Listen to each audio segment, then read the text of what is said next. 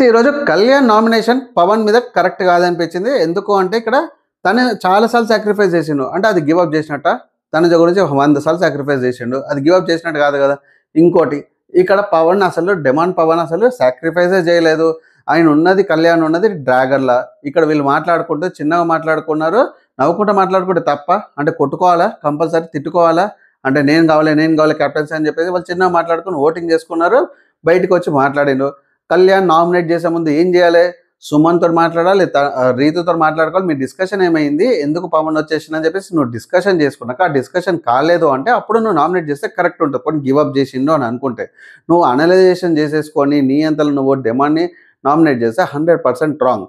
And ఇక్కడ మీరిద్దరు కొట్లాడుకుంటుంటే మీరు పైకి ఎట్లా వెళ్తారో నాకు నిజంగా అర్థం కావట్లేదు. ఎందుకంటే కామన్ పీపుల్ని ఇక్కడ సెలబ్రిటీస్ ఎవరు పట్టించుకోవట్లేదు.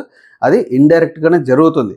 సో మీరిద్దరు అంటే ఒకరికి బాధ వచ్చినప్పుడు ఇంకోళ్ళు పవర్ న్యాప్ చేయడానికి అయితే క్లియర్గా ఉంటారు. అంటే ఒకళ్ళని బ్యాక్ పుష్ చేయడానికి, బ్యాక్ సపోర్ట్ చేయడానికి అయితే ఉంటారు. బట్ నామినేషన్ వచ్చేసరికి మీరిద్దరు ఎందుకు కొట్టుకుంటారో నాకు నిజంగా అర్థం కావట్లేదు. ఇద్దరు కూడా టాప్ 3, టాప్ 4, టాప్ 5 లోపలనే ఉంటారు. కానీ మీరిద్దరు ఇట్లా కొట్టుకుంటుంటే మటుకు ఇద్దరు ఎవ్వరు కూడా టాప్ 1కి వెళ్ళే ఛాన్సెస్ ఉండవు. మీకేమనిపించింది కామెంట్ చేయండి గైస్.